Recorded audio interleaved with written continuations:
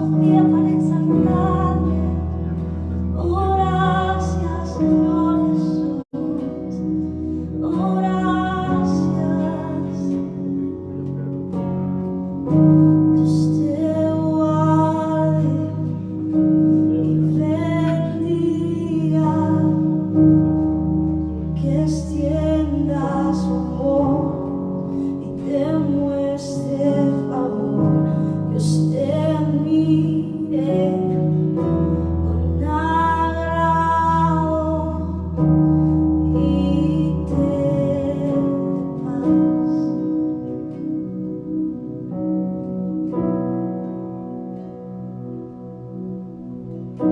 Dios te guarde y bendiga,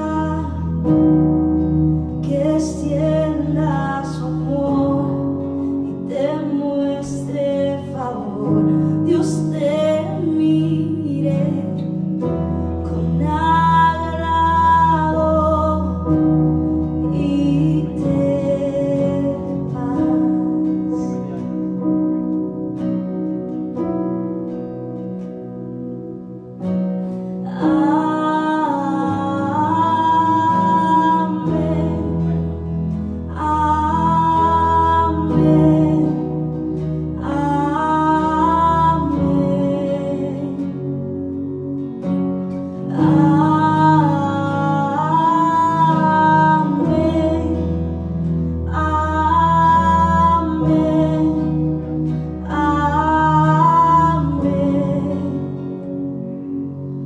Que te cura con tu gracia hasta 1000 generaciones, tu familia y tus hijos y los hijos de tus hijos.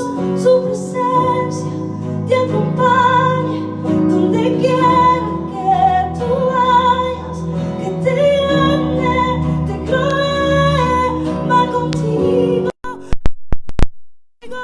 de mañana y de noche, en tu entrada y salida, en tu llanto y alegría. Él te ama, Él te ama, Él te ama, Él te ama, Él te ama, Él te ama, Él te ama, Él te ama, Él te ama.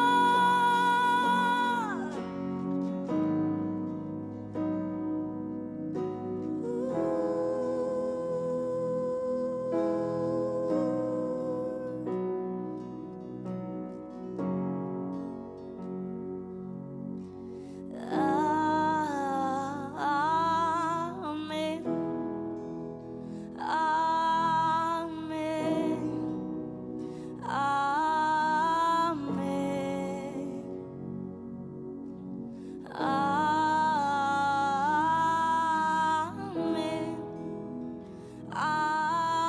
amén, amén. Gracias, Jesús. Oh, gracias, Padre bueno, porque tú tienes promesas para nosotros, Jesús.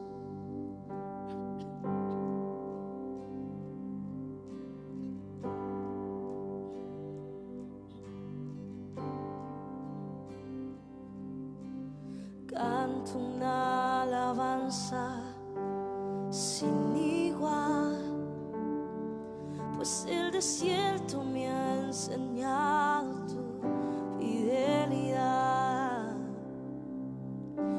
He visto en mi desierto tu fragilidad, tomando forma en tu abrazo y en tu sanidad.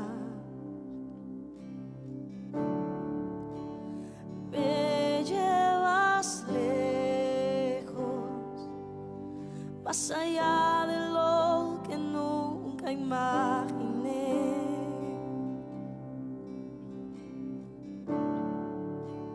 En mi desierto te encontré.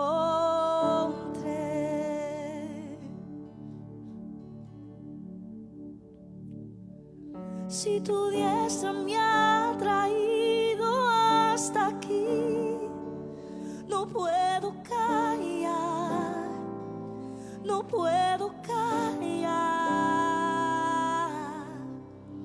Si tu mano hasta aquí me ayudó, no vuelvo atrás, no vuelvo atrás. Si tu diestra me ha traído hasta aquí, no puedo callar, no puedo callar. Si tu mano hasta aquí me ayudó, no vuelvo atrás, no vuelvo atrás.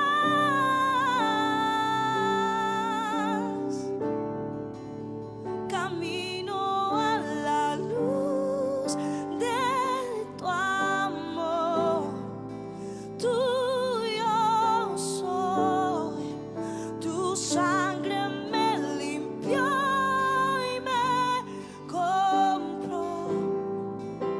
No vuelvo atrás, no vuelvo atrás.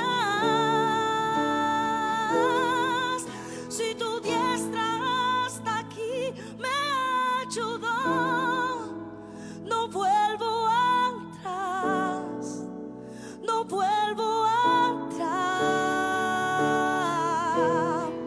Si tu mano hasta aquí me ayudó, no puedo callar, no puedo callar.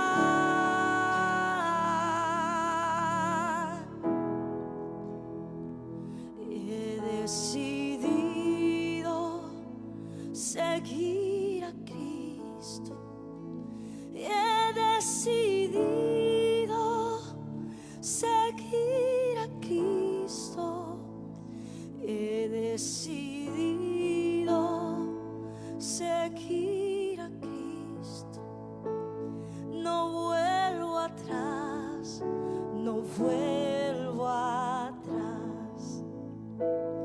La cruz está ante mí, el mundo atrás quedó. La cruz está ante mí, el mundo atrás quedó. La cruz está ante mí, el mundo atrás quedó. No vuelvo atrás, no vuelvo atrás. Gracias, Jesús.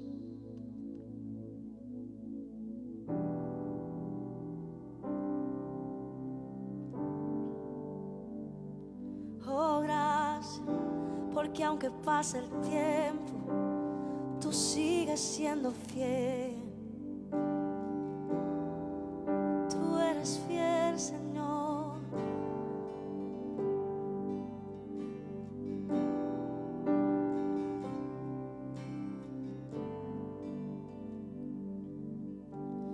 Aunque pase el tiempo, sé que tus promesas cumplirán y nada en ti se perderá.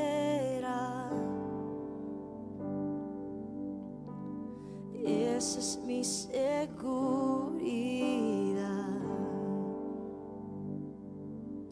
Tus cuerdas de amor cayeron sobre mí.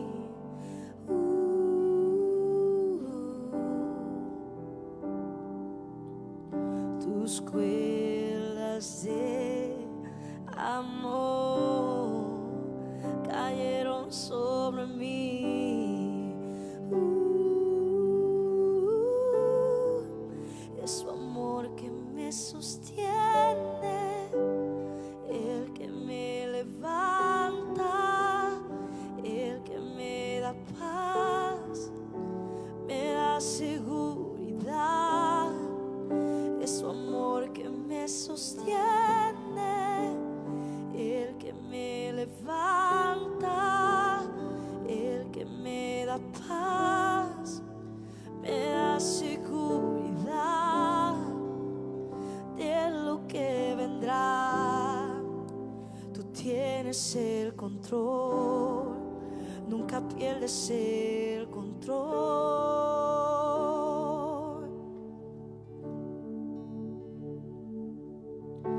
Escucho el eco de tu voz, susurrando en mi interior. Tus palabras me sostendrán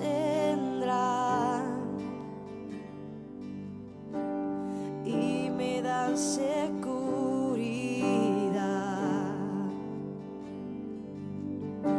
Los velos están cayendo y hoy puedo ver con claridad.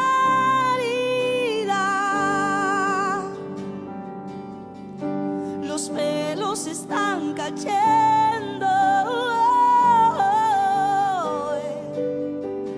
y hoy puedo ver con claridad.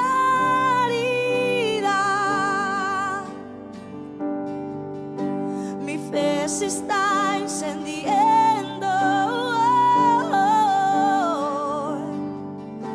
y hoy me vuelvo a levantar. Mi fe se está encendiendo, mi fe se está encendiendo y hoy me vuelvo a levantar.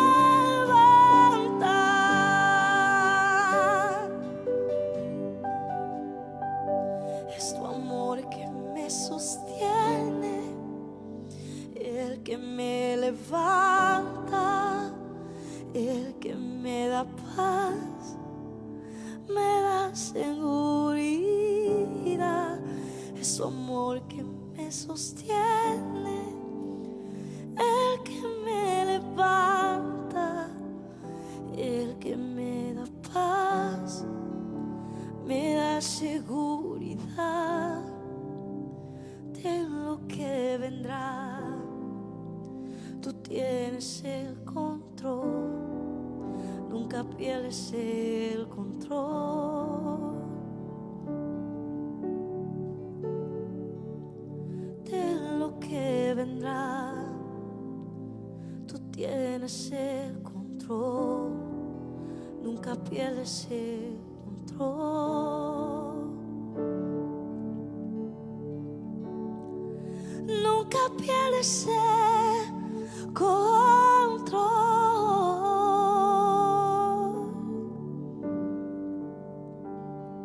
Gracias, Jesús.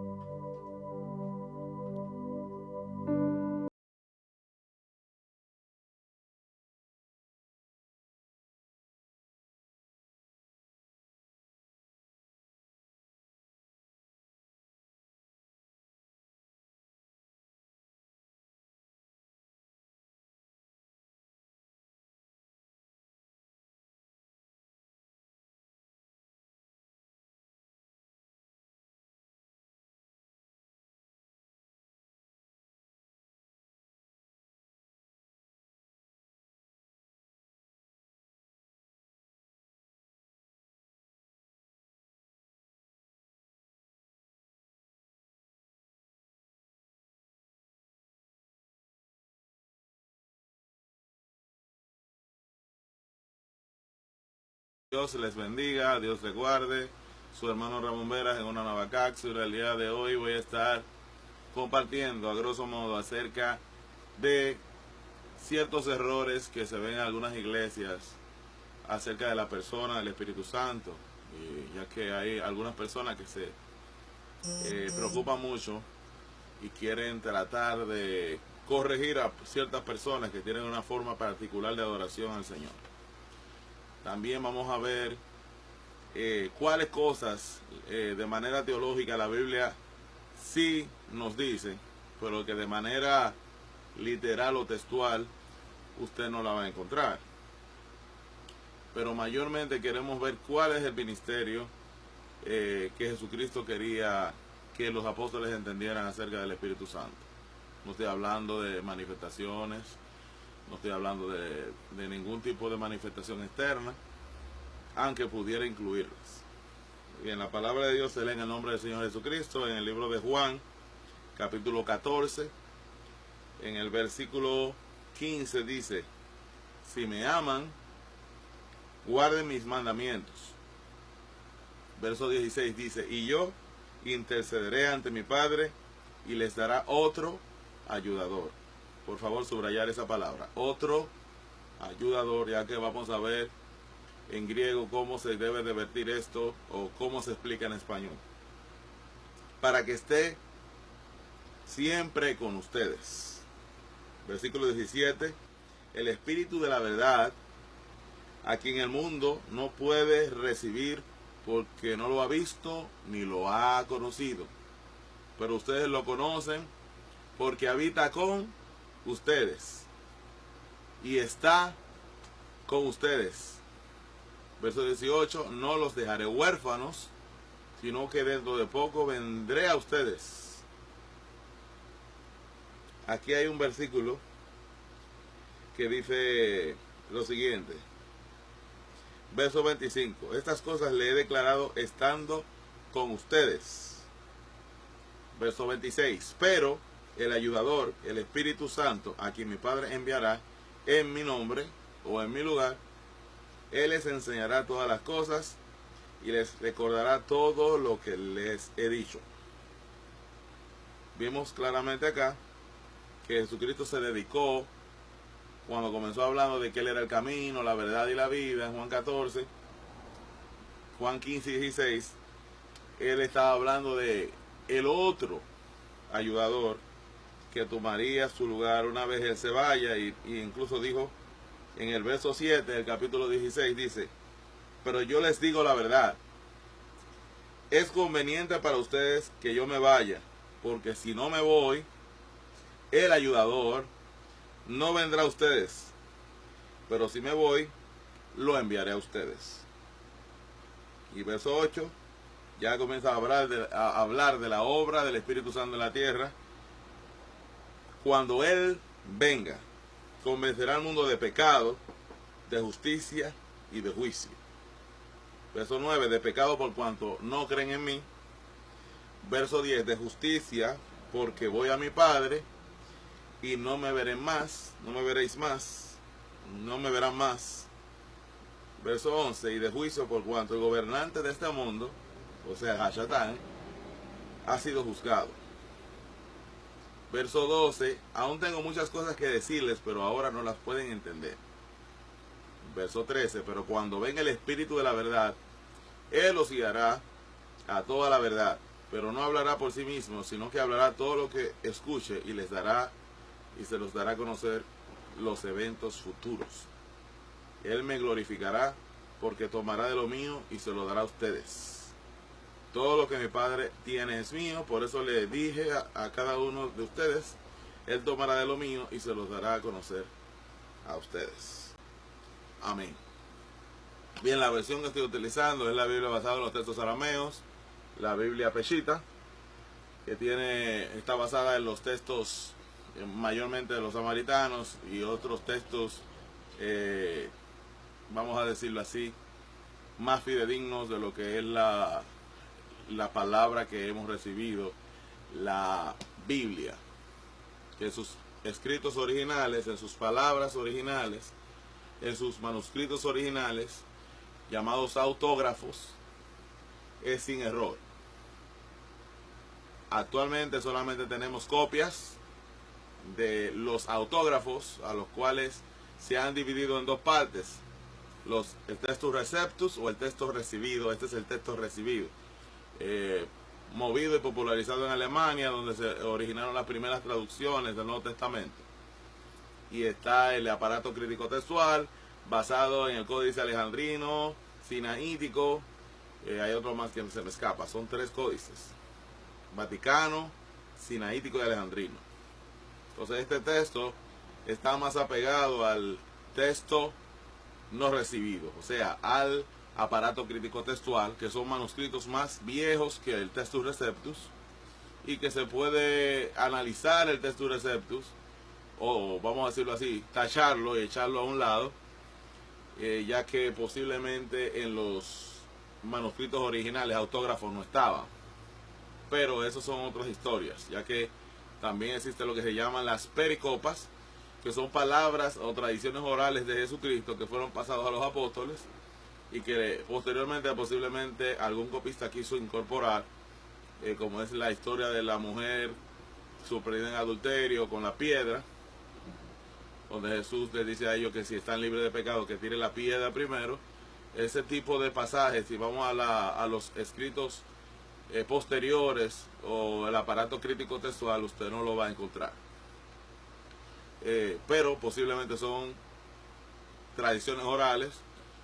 Bien, cuando los apóstoles recibieron del Señor la revelación, había muchas cosas que todavía no estaban completas para ellos. Jesús duró con ellos alrededor de 40 días y 40 noches, una vez Él resucitó y que todavía no había subido al Padre. Si recuerdan que cuando María Magdalena intentó tocarle, Él le dijo, no me toquen, porque todavía no he ido a mi Padre. En Hechos capítulo 1 relata que Él se iba en una nube y dos varones, en este caso dos ángeles, le dijeron, ¿qué hacen varones galileos mirando al cielo? Este Jesús que ustedes han visto, así mismo va a volver. O sea, vamos a decir lo siguiente, van a ponerle le van a dar un rewind al video y Jesús va a regresar para atrás de la nube. O sea, el Señor vuelve. Cuando Jesús se iba, ellos querían, los discípulos, que el Señor comenzara a reinar y lo comenzara a utilizar a ellos como, vamos a decirlo así, reyes sobre la tierra. Y ellos comenzaron a hacerle un sinnúmero de preguntas, pero Jesús le dice que a ninguno de ellos le toca los tiempos ni las ocasiones, sino que el Padre puso esas cosas en su sola potestad. A ustedes lo que le tiene que importar es que recibirán poder cuando venga sobre ustedes el Espíritu Santo. Cuando leemos en Juan, vemos que Él le dice que Él está con ustedes.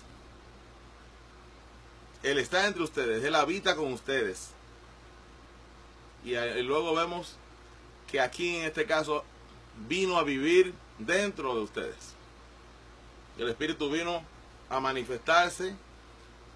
En el libro de Hechos capítulo 2 vemos, lo titulan la mayoría de las Biblias como la venida o llegada del Espíritu Santo. Entonces vamos a ver en el libro de Génesis capítulo 1 verso 2 que dice que el Espíritu de Dios se movía sobre la faz de las aguas. El Espíritu de Dios ha estado siempre aquí, ¿verdad? Siempre ha estado. Él no llegó el día de Pentecostés. Él ya estaba aquí. Pero ya la promesa de Jesús no era que estuviera el Espíritu de Dios que sustenta todas las cosas y mantiene a las cosas con vida, aún a los espíritus. Si el Espíritu de Dios no sustenta las cosas que existen, dejan de existir.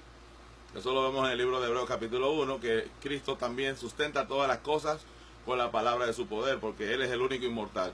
Si Él deja de sustentar las cosas dejan de existir, desaparecen. Y entonces vemos también el mismo caso con el Espíritu de Dios. En uno de los libros, uno de los pasajes de los Salmos dice que renuevas la cara de la creación y rocías las cosas con tu espíritu. El Espíritu le da vida a todo, mantiene la creación de Dios viva. Entonces ya el Espíritu de Dios, cuando vemos las historias de los profetas del Antiguo Testamento, podemos ver que el Espíritu venía, entraba en ellos y se volvía para atrás. Se manifestaba de nuevo y regresaba. Se iba y volvía. Entonces, aparentemente los apóstoles tenían ese mismo tipo de habitación del Espíritu. Él venía y se iba, pero Jesús había prometido que el Espíritu vendría a bautizarlos, a llenarlos con poder y a vivir dentro de ellos. No solamente iba a estar entre ellos, dentro de ellos, sino que iba a estar sobre ellos de manera poderosa. Entonces, a mí me preocupa mucho en las iglesias cristianas porque ahora hay cosas que le están dedicando tiempo que no tienen importancia. He oído prédicas, discusiones, donde hay personas que dicen que no es bíblico decirle al Espíritu Santo, bienvenido seas a este lugar. Que no es bíblico decirle al Espíritu Santo, te amo. Que no es bíblico decirle al Espíritu Santo, muévete en este lugar como quieras. Que no es bíblico decir, ven, Espíritu de Dios. Entonces tenemos que preguntarnos otras cosas. Cuando aterrizamos en el capítulo 14, 15 y 16 de Juan, Jesús dice que él dejaría a una persona, otro consolador, aios, significa otro de la misma naturaleza, paracletos, que en griego es una frase fiscal, una frase que tiene que ver ya con lo que es algo legal, o usted va a un juicio, y no hay nadie ahí que lo pueda defender, aparece alguien que se toma el lugar suyo y comienza a hablar por usted para defenderlo. Vamos a hacerlo así, es un abogado, alguien que le va a defender con todo, y va a hacer todo lo posible porque usted salga libre y que no sea culpado, no sea inculpado de lo que está haciendo, sino que sea libre. En este caso, cuando hablamos del gran ayudador, que Jesús era un consolador y mandaría a otro de la misma naturaleza, un aios, no un heteros, estamos hablando que la misma manera como nosotros tratábamos a Jesús, hablando como si fuera un apóstol, de esa misma forma, entonces tenemos que tratar al Espíritu de Dios. Si lee Hechos capítulo 13, dice que el Espíritu les ordenó y les envió. Vemos palabras como en Hechos capítulo 5, donde dice que no ha mentido a los hombres sino a Dios, y se ve al Espíritu Santo actuando con un yo personal, con un yo soy personal, el Dios. En el 2 de Corintios 13, segunda de Corintios capítulo 3, también vemos que llaman al Espíritu Señor, en el versículo 17. Entonces, son cosas que a veces, por usted no escudriñar con detenimiento, usted posiblemente esté creando una barrera interna y esté inclusamente ofendiendo a Dios sin darse cuenta. Si el apóstol Pedro pudo llamar a Jesús cuando se estaba hundiendo, cuando dijo, si eres tú, Señor, manda que vaya, y se bajó de la barca y comenzó a caminar sobre las aguas, si el apóstol Pedro no hubiese llamado al ayudador, tal vez hubiese ahogado, o posiblemente no, el Señor lo iba a salvar como quiera, vamos a decir así. Pero él llamó a Jesús. Entonces el ayudador, el otro ayudador también puede ser invocado exactamente. Jesús dijo, es más conveniente que yo me vaya. En un desarrollo del tema del Parácletos, usted tiene derecho a una conversación de doble vía. Es más, Romanos 8 dice, el verso 14, verso 16, verso 22, usted lo puede leer, que los que son hijos de Dios son estos que son guiados por el Espíritu de Dios, y que también Él da testimonio en nuestros corazones que somos hijos de Dios. Nos habla literalmente que los que son hijos de Dios son los que escuchan su voz. Jesús dijo eso también de sí mismo. Mis ovejas conocen mi voz y no oyen voces de extraños. Entonces estamos hablando que las mismas cosas que se aplican a Jesucristo, el Hijo de Dios, como consolador, se aplican incluso aún más al Espíritu Santo. O sea, no hay ningún pecado en usted invitar al Espíritu de Dios que se mueva en su vida. Hay una teoría por ahí que dice, no, el Espíritu Santo está entero en mí, Él no se va y va a volver y viene. Entonces estamos en una contradicción, porque vemos en el libro de Génesis capítulo 1, verso 2, que Él se movía sobre las aguas, o sea que Él estaba aquí. Vemos en Hechos capítulo 2 una llegada donde se reconoce que Él entró como viento recio y se manifestó en los apóstoles, donde ya Él estaba, pero llegó. O sea, es un lenguaje que lo tenemos que entender de otra forma, porque nadie tiene el Espíritu Santo completo en su vida. El Espíritu Santo solamente habita corporalmente, plenamente, totalmente. Los 7 espíritus de Dios de Isaías capítulo 11, verso 2, solamente habitan plenamente en Jesucristo. Realmente, sí usted tiene el derecho de invocar al Espíritu Santo, sí tiene derecho a darle la bienvenida al Espíritu Santo, a saludarlo por la mañana, saludarlo de día, buenos días Espíritu Santo, como usted plazca. Sí puede decirle te amo. Si leemos la palabra de Dios, vamos a ver que incluso la Biblia dice que el Espíritu nos ama. En el libro de Romanos, capítulo 15, creo que verso 30, habla del amor del Espíritu. El apóstol Pablo habla del glorioso Espíritu de Dios. Es una expresión de alabanza, de pleitesía que solamente se le da a un rey. El espíritu y la gloria reposan sobre nosotros. El espíritu de gloria, el glorioso espíritu de Dios. Entonces, hay cierta diferencia entre el Padre, el Verbo y el Espíritu Santo, ya que el término para que nosotros utilizamos de Trinidad o Trinitas o Triunidad fue un término utilizado por Tertuliano, el que creó el dogma de la Trinidad, y se peleó en diferentes concilios para llegar a un acuerdo entre lo que era la fe en aquel entonces. Era para ilustrar una distinción entre los tres, para que usted sepa cómo relacionarse y también sepa entender la deidad del Padre, el tipo de deidad que reside en el Hijo, porque había una discusión si él era consustancial con el Padre o no circunstancial, o sino de cosas que no tienen tanta trascendencia, porque lo importante es que él es el Hijo de Dios, el único, no hay más nadie, y él nos amó y nos dio su vida. Entonces, ya en el principio, cuando se comenzó a hacer las cosas, él ya estaba ahí, dice Juan capítulo 1, y que él hizo las cosas, y que las cosas fueron hechas en él, por él y para él. Entonces, del mismo modo, la Biblia llama al Espíritu de Dios el Espíritu Eterno. O sea, que el Espíritu Santo no tuvo en ningún momento, hubo lo que le llamaban principado o principio o origen. Entonces, nosotros nos debemos al Padre, al Verbo y al Espíritu Santo. Usted no puede agarrar y poner al Espíritu Santo en un lado y rechazarlo. Usted no puede estar criticando la mínima cosa que diga un hermano, oh, te amo Espíritu Santo, oh, bienvenido seas, o criticar las alabanzas o invitaciones tiernas de comunión. Segunda de Corintios capítulo 13, verso 16, habla de la comunión con el Espíritu Santo, coinonía, que implica una relación romántica, una relación tierna, una relación común de dos vías, y en realidad nosotros tenemos la libertad de acercarnos a Dios con ternura y con libertad. Entonces, siervos y siervas de Dios, si entendemos la doctrina del gran consolador, que es parte de la doctrina de neumatología del Espíritu Santo, el Espíritu Santo es quien nos conecta con el Padre, que nos conecta con Jesús. Es el cordón umbilical que tenemos. Tenemos derecho a dirigirnos a Él.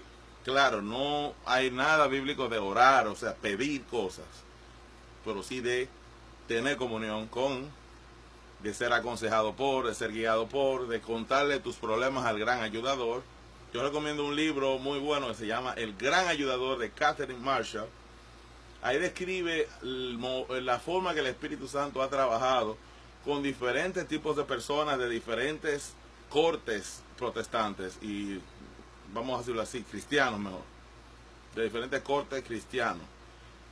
Cómo Dios se movió en Spurgeon, cómo Dios trabajó en Moody, sus experiencias personales con el Espíritu de Dios, que ellos la llamaron la llenura del Espíritu, que los círculos pentecostales le llaman bautizo con el Espíritu Santo. Eso es debatible, porque realmente la Biblia dice que una vez venimos a Cristo y somos sellados por el Espíritu de Dios, somos sumergidos en el cuerpo con Cristo. O sea, son bautizados en el Espíritu, en el cuerpo de Cristo. Somos sellados. En el libro de Hechos, capítulo 2, pasaron las dos cosas. Fueron sumergidos, o sea, bautizados en el Espíritu Santo, y también recibieron la llenura del Espíritu Santo. En la Biblia habla de dos tipos de formas de llenura. Está la pasiva y la activa. Siendo llenos y estando llenos. O sea, hay círculos de reformados, o vamos a decirlo así, conservadores, no la palabra fundamentalista, que critican una llenura pasiva. Hay otros como que solamente hablan de la llenura activa y hablan de que el Espíritu de Dios no te va a llenar como si tú fueras un vaso que necesitas agua. La alusión en el libro de Efesios capítulo 5, 18 sí da a entender un control constante del Espíritu Santo, una efusión del Espíritu Santo constante en tu vida.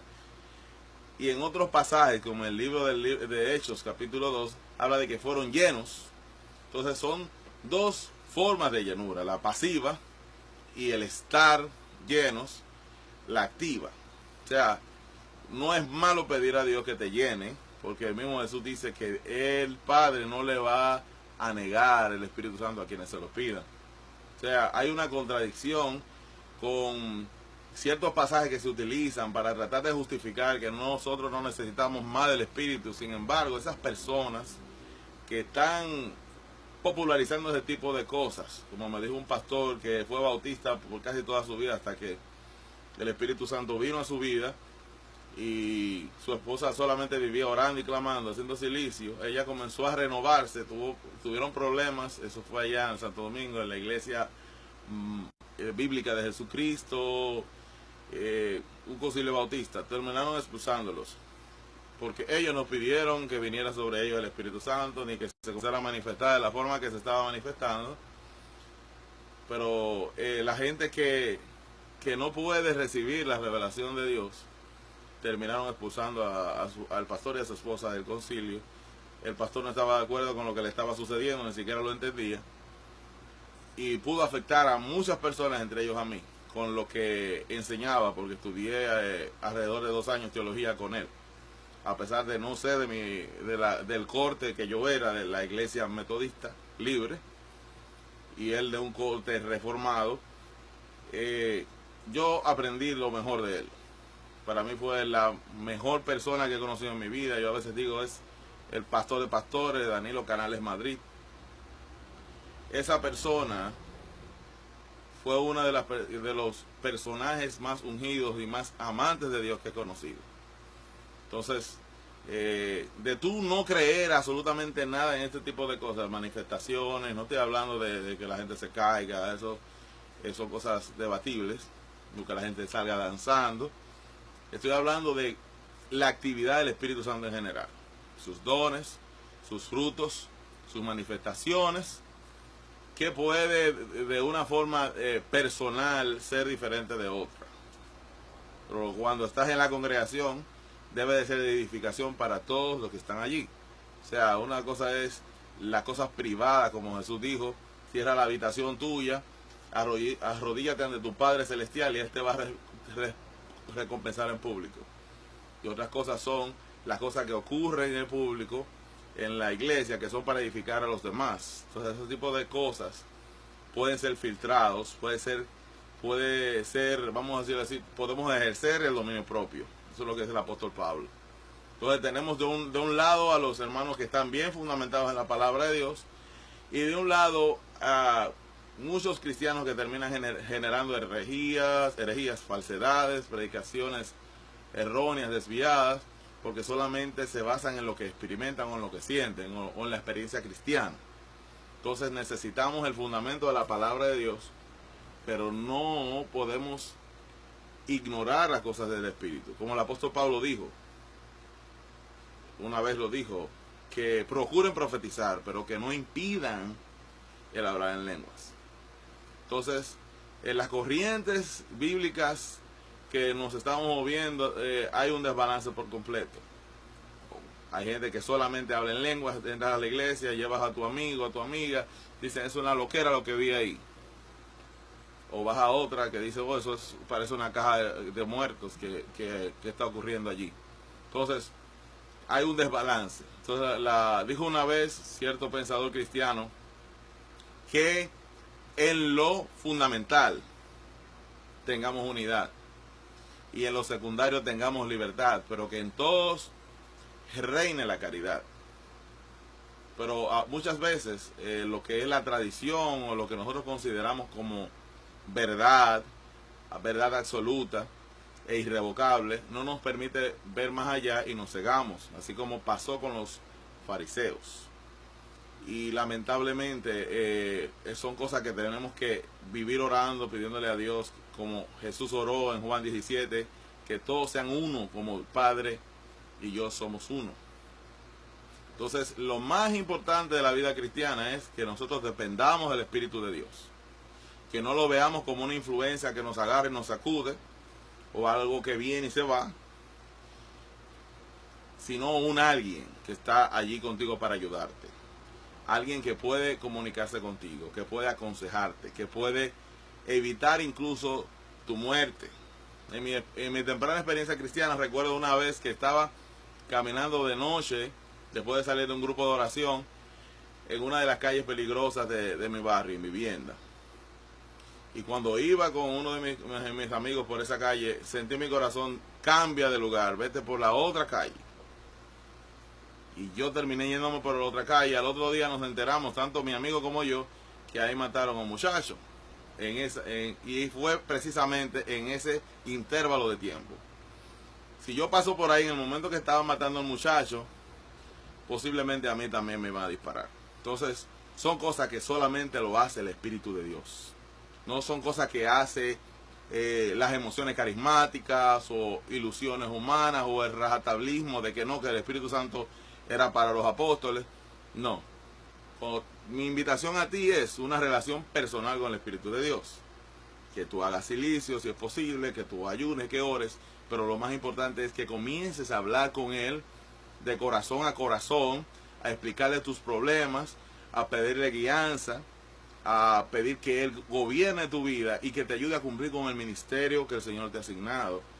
Que tú puedas desenvolverte en la comunión con el Espíritu de Dios, como dice 2 Corintios capítulo 13, verso 16, el amor de Dios, la gracia de nuestro Señor Jesucristo y la coinonía con el Espíritu Santo siempre esté con ustedes. O sea, que esa comunión expresada en el capítulo 13 de Hechos, de que el Espíritu Santo, mientras ellos estaban ayunando, Él les ordenó que enviaran a Pablo y el otro personaje, creo que Bernabé, para el servicio. Los encomendaron para hacer misiones, obras apostólicas. Y el que tomó la decisión fue el Espíritu Santo. En Hechos capítulo 20, verso 28, dice que el Espíritu Santo los ha puesto como obispos para apacentar la grey del Señor. Y habla de que se introducirían, perdón, se me enreda esa frase, entrarían personas y serían lobos, gente falsa entraría en la congregación. Entonces vamos a dejar de resistir al Espíritu Santo. Vamos a echarnos a un lado, como el apóstol Pablo dijo, que si alguno de ustedes quiere verdaderamente aprender, hágase ignorante y llegar a tener conocimiento. A veces solamente nos fijamos en el título de doctorado en teología, de divinidades, que tal perencejo tiene 50 años de teología, que es famoso, que ese hombre dice que las cosas eran para el tiempo apostólico. Mientras que hay otro que también tiene 70 años en teología, pero usted prefiere ser como el otro, porque usted tiene que elegir qué creer, porque usted tuvo una mala experiencia o porque no tiene la suficiente fe y usted cree que eso no es así. Entonces, ese tipo de cosas, esos excesos, la vemos en nuestras congregaciones. Pero para terminar, quiero leer un pasaje de 2 de Corintios, perdón, 1 de Corintios capítulo 2, que habla de esto mismo, para así ya no hacer la cápsula demasiado larga, porque ya me he extendido un poco. Dice lo siguiente: dice la palabra de Dios en el nombre del Señor Jesucristo, verso 12, dice: y nosotros hemos recibido no el espíritu del mundo, sino el Espíritu que proviene de Dios, para que conozcamos los dones que nos fueron dados por Dios. Verso 13. De eso también hablamos con palabras enseñadas no por sabiduría humana, sino con la enseñanza del Espíritu. Aquí dice, perdón, me perdí un poco. De eso también hablamos con palabras enseñadas no por sabiduría humana, sino con la enseñanza del Espíritu. Y los espirituales comparamos las cosas espirituales. Porque el hombre natural no acepta las cosas espirituales porque le son locura, pues no las puede comprender, porque han de juzgarse por medio del propio Espíritu. Verso 15. En cambio, el que es espiritual lo juzga todo, pero él no es juzgado por nadie. Porque ¿quién ha conocido la mente de Yahweh para que lo instruya? Pero nosotros tenemos la mente de Cristo. Perdón, dice Yahweh, es la versión pechita. Me gusta mucho esta versión. Entonces, la revelación es por el Espíritu de Dios, es el título de ese pasaje. Entonces, el apóstol Pablo está ampliando un poco de cómo el gran ayudador, el gran consolador estaría tratando de manera personal. Mis mejores experiencias cristianas no fueron en una congregación, fueron en mi habitación. Las veces que pude oír la voz de Dios audible fue en mi habitación. La vez que una vez después de intentar contra mi vida me visitó un ángel fue en mi habitación. No fue en un culto que debe de ser para la edificación mutua. Fue en algo, ya en algo privado. Como dice la Biblia, Él es el Dios de Abraham, de Isaac y Jacob. O sea que Dios de manera particular se le reveló a Abraham, a Isaac y a Jacob. Como dicen ciertos judíos, Dios es un Dios personal, único, pero Él se revela de manera diferente a cada uno de sus elegidos o escogidos. Entonces eso es lo que ocurre. Muchas veces, como tenemos que pedir, como dice el apóstol Pablo, que si alguna otra cosa sientan, que oren. Que lo que él quería que tuvieran un mismo sentir en el Señor, pero que si alguna otra cosa más sentís, realmente me parece la frase nos invita siempre a mantener el gozo, realmente, y no a tener divisiones en el pueblo de Dios. Así que este tema lo puse porque oí un comentario lejano y como que no me gustó mucho. Pero ¿por qué tú le dices al Espíritu de Dios, bienvenido seas? Yo, ¿cuál es el problema? Bienvenido Espíritu Santo. Tú eres mi gran ayudador, gran consolador. Así como le digo, bienvenido sea tu presencia, Jesús. No tiene nada de malo. Hay una diferencia entre la presencia, omnipresencia de Dios, que Dios llena todo, está en todas partes, como dice el Salmo 139, y está la presencia, el acto de presencia, el acto de acción del Señor. Es una presencia local, una presencia que se manifiesta en mí, como Juan 7:37, que en mí fluye el río de Dios, los ríos de Dios. Es una presencia. Entonces no es lo mismo la omnipresencia de Dios que la presencia. O sea, cuando Él se manifiesta. O sea, yo puedo invocar a mi Señor. Y si usted le choque, le sigue chocando eso, dele gloria a Dios. Y yo también doy gracias a Dios por ti. Así que Dios le bendiga, Dios le guarde. Y hasta una nueva cápsula. Y vamos a estar mejorando esto porque esta es la primera vez que hago streaming. Y nada, me pueden dejar sus comentarios, cualquier petición, cualquier oración, lo voy a estar atendiendo. Dios me les guarde, Dios me les bendiga. Su hermano Ramón Veras.